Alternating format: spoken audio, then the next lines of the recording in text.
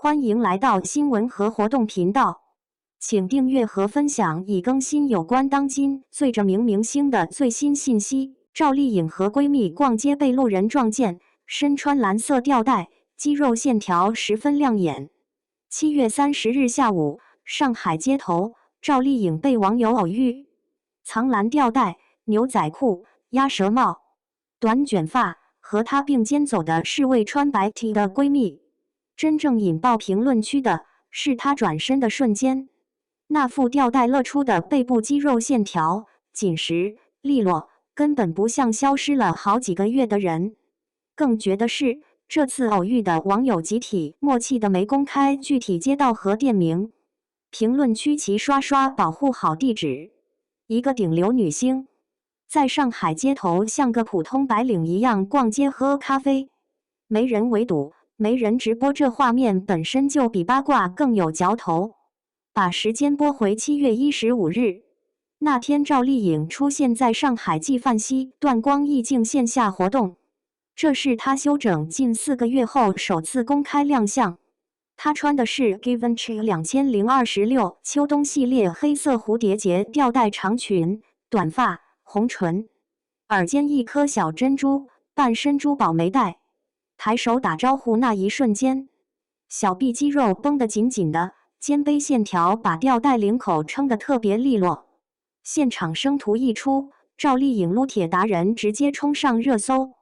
半個月後街頭偶遇的那件藏藍吊帶背心，網友扒出是同款小眾品牌 IRO Night， 單價2000多元。比起其他女星動輒幾萬的奢侈品，趙麗穎這身吊帶加牛仔褲算相當克制，但2000塊的背心不稀奇，背心裡那副免費的肌肉線條才真值錢。很多人不知道，這幅線條不是最近突擊的。為了拍馮小剛電影《向陽花》，她提前2個月泡在健身房，日均訓練3小時以上，負重深蹲、戰繩、壺鈴輪着來，體脂直接掉了5個點。背闊肌練出了俗稱的蝴蝶肌，早年拍《楚喬傳》扛重甲打戲就攢下的底子，現在出門行李箱裡常年塞着阻力帶和瑜伽墊，連坐月子期間都沒停溫和的力量訓練。這中間還有個反轉折，之前38歲那組健身反黑照流出來，60厘米腰圍配結實上肢，有人罵他壯微胖金剛芭比，他沒搭理。結果7月15日活動圖一放出來，當初罵壯的那些人，反手就把趙麗穎肌肉線條刷上了熱搜，罵點和誇點居然是同一副肩膀。趙麗穎把這段休整期叫做進場大維修。這4個月她幹了啥？陪孩子、逛街、爬山、買菜。2026年4月27日。他曾在上海安福路一家咖啡店獨自坐了2小時，點的是小房子提拉米蘇配手沖咖啡，全程素顏沒人打擾。2025年12月，他還曾被拍到素顏穿堆堆襪獨自逛街。他在採訪裡說過一句話，希望大家能夠活出自己的人生，擁有自己的主宰權。這話不是雞湯。同期流出的消息是，他推掉了一個8000萬的片約，就為按自己的節奏歇着。對於一個曾被貼上拼命三娘標籤，出道20年拍了50多個角色的視後來說，這種敢拒絕本身就是內於85花裡極其稀缺的姿態。最打臉消失等於過氣這種論調的是他的資源盤。休整期間，他正式晉升為紀梵希首位華人彩妝加香氛雙線全球代言人。雙線全球代言人這個頭銜在華人女星裡史無前例。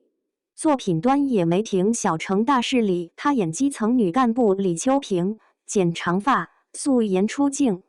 片場路透最出圈的不是造型，是寫滿批注的劇本。歷史戰爭片《澎湖海戰》定檔。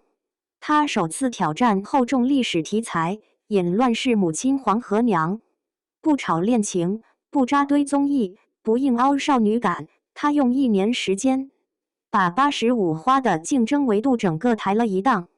回到7月30日那張偶遇照，閨蜜穿白 T 走在前面，趙麗穎抱着外套跟在後面，邊走邊聊。沒有保鏢簇擁，沒有助理擋鏡頭，鴨舌帽壓得低低的。